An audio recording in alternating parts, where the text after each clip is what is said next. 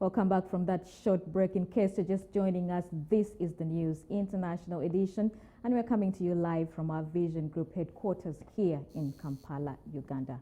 Now heading over to Hiroshima, images of the Hiroshima Peace Memorial Park exhibit at Peace Memorial Museum and the iconic large torii gate of Tokushima Shrine on the Mijani Island.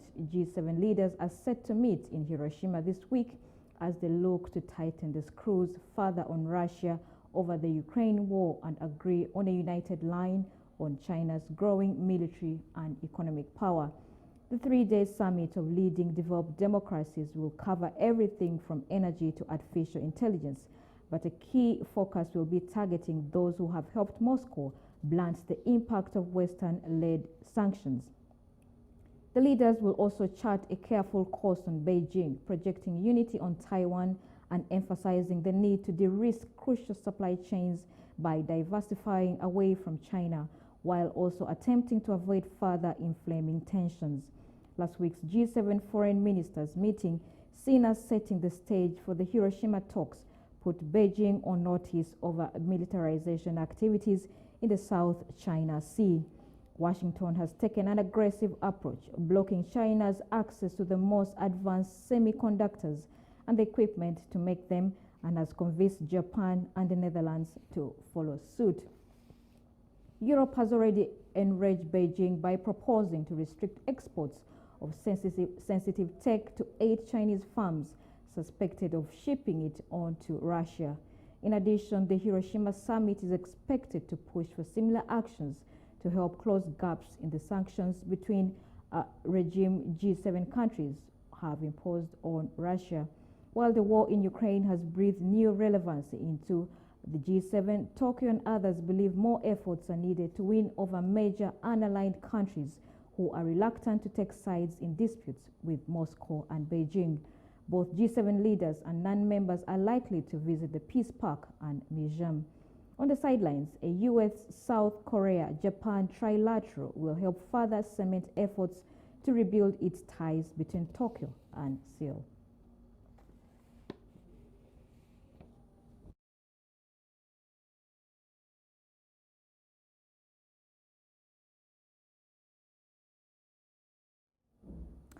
Now, from Greece, despite living in a tourist paradise, anger is brewing among the residents of a remote island in Greece. A few days before the country's national elections, inhabitants of 2 villages at Carpathios feel the state has abandoned them. The primary school only has 2 pupils, a figure set to drop to only 1 next year, meaning the school could close its doors for good, according to a resident. They may live in a tourist paradise, but many villagers on Greek islands despair of a central government they say does little for them. The state have to understand the necessity for remote settlements and societies to effectively self-govern and help them stand on their own feet. I am truly saddened if I am forced to leave because the state does not offer me what I want, what I need. I might be harsh what I am saying, but it is the hard truth. When our politicians are thinking of my vote, yes, I'll give it, but give something back to me as well. It's not about taking, but giving. That's what I learned in my life, to give and not to take. Although it is the second largest island in the Dodecanese group after Rhodes, Carpathios has only 2 ferries a week to Athens.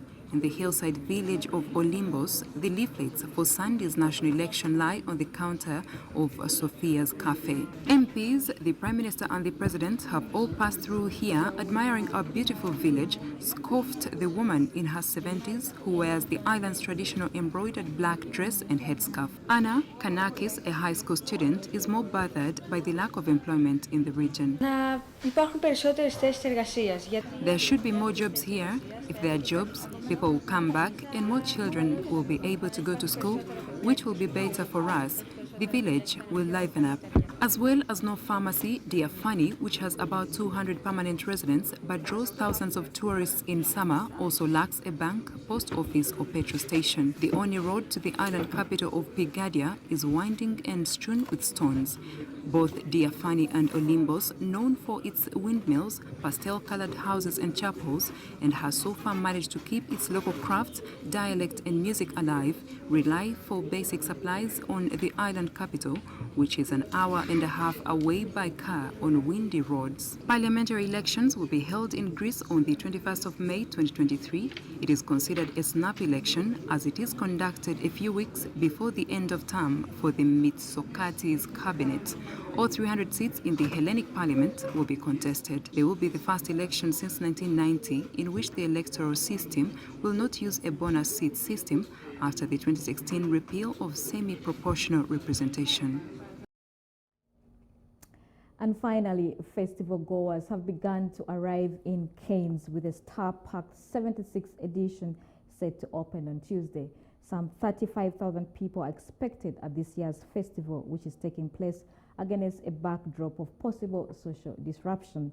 Around 1,000 police and security guards are in place for the event. The Cairns Film Festival was preparing to roll out the red carpet on Monday for a starry edition featuring a comeback from divisive star Johnny Depp and concerns over protests by French unions. Some 35,000 people are expected for the festival's 76th edition, which kicks off on Tuesday in the French Riviera town and runs to May 27th. Several big-name premieres are showing at the world's biggest cinema industry shining, including Indiana Jones and the Dial of Destiny, Martin Scorsese's Killers of the Flower Moon, starring Leonardo DiCaprio and Robert De Niro, and new Pixar film Elemental. Thierry Fremax, director of the Cairns Festival, defended and appreciated the growing importance and achievements of women in film. Cette année, 7 réalisatrices. This year, 7 female directors are in competition. That is more than 30%. It said there are now 18% of women directors in the world, so we are well beyond that. Obviously, this is a Cairns record, but I do not necessarily want to say, yes, it is great. We see the films, we watch, we talk about it.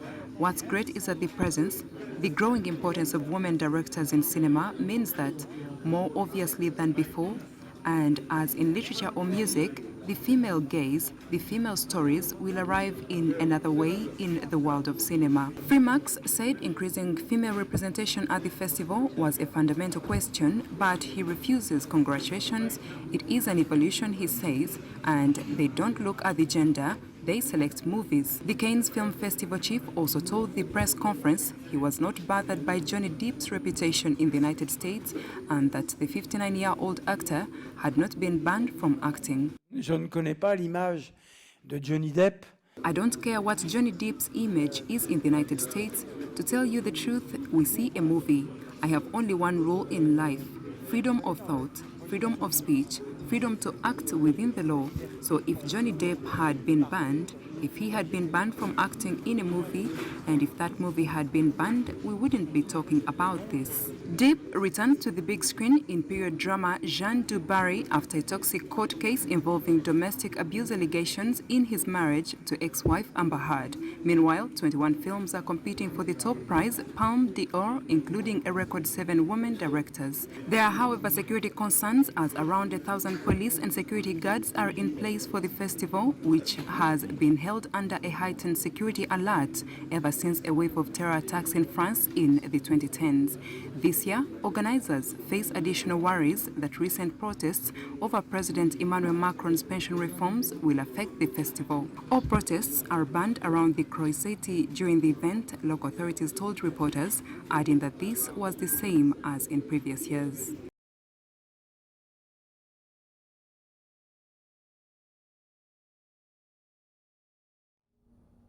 And that's all the international news we had for you. Thank you for watching and do you have yourselves a splendid afternoon.